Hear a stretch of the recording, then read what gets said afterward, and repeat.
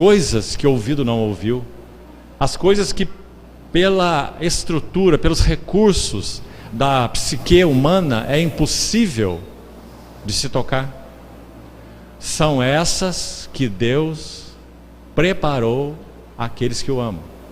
1 Coríntios 2. E na sequência ele diz assim, que o Espírito de Deus é aquele que sonda as profundezas de Deus, as perscruta, sonda por dentro, é a ideia. Então ele é o único capaz de trazer para a nossa visão, nosso entendimento espiritual e, claro, nossa experiência, essas realidades sublimes, celestiais, espirituais, mas tão mais reais, se é que podemos usar esse termo, do que essas que nós vemos aqui. Simplesmente porque essas são efêmeras, passageiras. O livro de Hebreus, usando uma citação do Velho Testamento, diz que esse primeiro céu e essa primeira terra, eles serão enrolados como um vestido velho. E no tempo oportuno do Senhor, eles então darão lugar a novos céus e nova terra. Enfim, a realidade eterna, a realidade que tem substância permanente, já que essa que vivemos não tem substância permanente. Por isso é um privilégio tão imenso, meus irmãos, nós temos nascido do alto e sermos habitados pelo Espírito da realidade, como João o chama, que é aquele que, de novo voltando às palavras de Paulo em Coríntios 2, que todas as coisas perscruta, esse Espírito, então ele é o único capaz de trazer para o interior do homem, em revelação e entendimento espiritual, essas coisas de Deus. Ninguém sabe as coisas do homem, senão o Espírito do homem que nele está, assim também as coisas de Deus, ninguém as conhece, senão o Espírito de Deus. Mas então que maravilha de dizer, e nós não temos recebido o Espírito do mundo, mas o Espírito que vem de Deus, para que conheçamos. E cuidado sempre com essa palavra conhecer, porque não fala de limite, não se limita a entendimento intelectual, mental, nunca. A palavra conhecer traz a ideia de saber e de experimentar algo por relacionamento. Muitos me dirão naquele dia, Senhor, Senhor, e eu lhes direi, nunca vos conheci. O Senhor não está dizendo, eu não sabia de vocês, certo? Ele sabe todas as coisas. Ele está dizendo, eu nunca tive um relacionamento particular com vocês, apesar de vocês terem usado o meu nome. Então apartai-vos de mim, vós os que praticais a iniquidade. Então esse é o sentido de conhecer, segundo a Bíblia. Então nós recebemos o Espírito de Deus para que conheçamos, num relacionamento pessoal, íntimo, real, porque Ele é o Espírito da verdade ou da realidade, que nos guiará em toda a realidade, aquilo que por Deus então nos foi dado gratuitamente. O primeiro símbolo do cristão sob encargo e responsabilidade na casa de Deus, nessas vamos reunir as 12 epístolas, é a ideia de um administrador, ou, podemos usar uma outra palavra, um fiduciário. Você já ouviu esse termo? Quando você compra um carro à prestação, e usa uma instituição bancária, você aliena o carro àquela instituição, e isso se chama alienação fiduciária. Então o que é um fiduciário?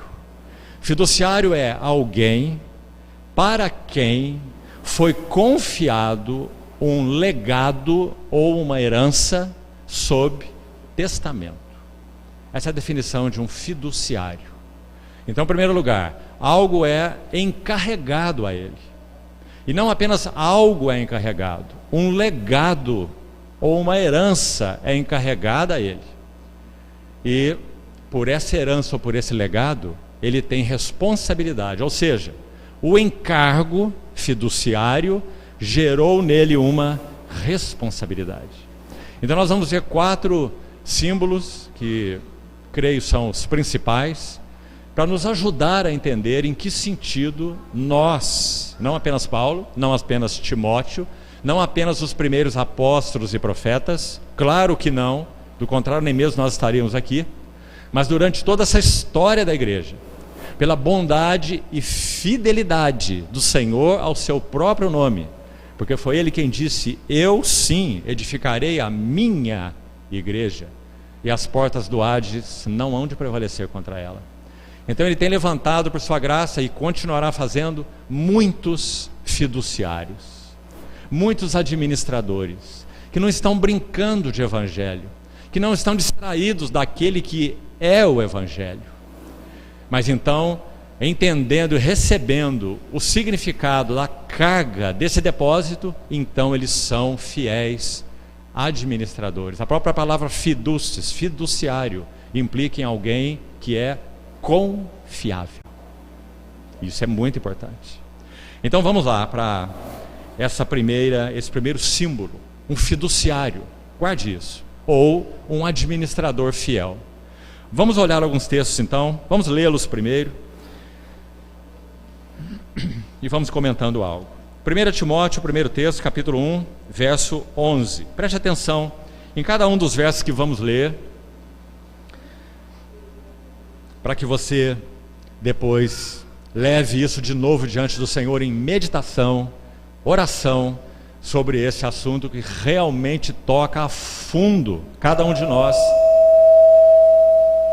porque nós estamos vivendo um tempo de muitas vozes estranhas. Então, o primeiro versículo, capítulo 1 da primeira epístola, veja o verso 11. Paulo dá uma orientação a Timóteo.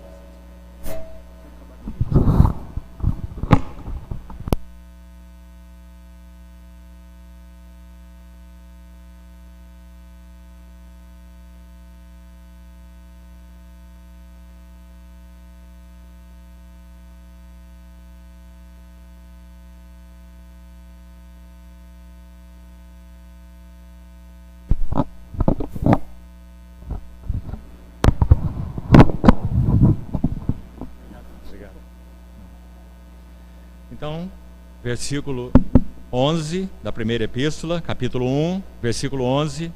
Depois que Paulo dá algumas orientações para Timóteo, ele diz assim, ouça bem. Vamos ler o final do verso 10 para compreendermos. Para tudo quanto se opõe à sã doutrina. Segundo, o que é essa sã doutrina? O que é esse depósito confiado por Paulo a Timóteo de uma maneira muito especial, embora não apenas para Timóteo, ele encarregou também Tito, certamente ele encarregou também Lucas, o amado médico, seu companheiro, mas essa carta é para Timóteo, o seu amado filho, como ele o chama. Então ele diz que essa sã doutrina é segundo, ou seja, o conteúdo dessa sã doutrina é chamado aqui de o Evangelho da glória do Deus bendito. Então, em primeiro lugar, essa é a herança, esse é o legado que foi confiado e tem sido confiado aos fiduciários, aos administradores. Não é, meus irmãos, uma mensagem qualquer, não é uma interpretação particular da verdade, não é uma doutrina específica dentro do escopo chamado, na palavra de Deus, de o Evangelho, que diz respeito, por favor, ouça com atenção, diz respeito à própria pessoa gloriosa e obra gloriosa do nosso Senhor Jesus. Onde está escrito isso? Romanos 1. Paulo abre a Epístola aos Romanos, cujo tema é o Evangelho de Deus, e ele vai dizer que esse Evangelho diz respeito a Cristo, ou é com respeito a Cristo, ou seja, Cristo é o Evangelho. Quando coisas começam a ocupar a chamada mensagem evangélica, seja em que assunto for, então perde-se a beleza, a pureza, a simplicidade e a genuinidade daquilo que é o Evangelho e daquele que é o Evangelho. Eu temo que assim como a serpente enganou a Eva com sua astúcia, sejam corrompidas as vossas mentes,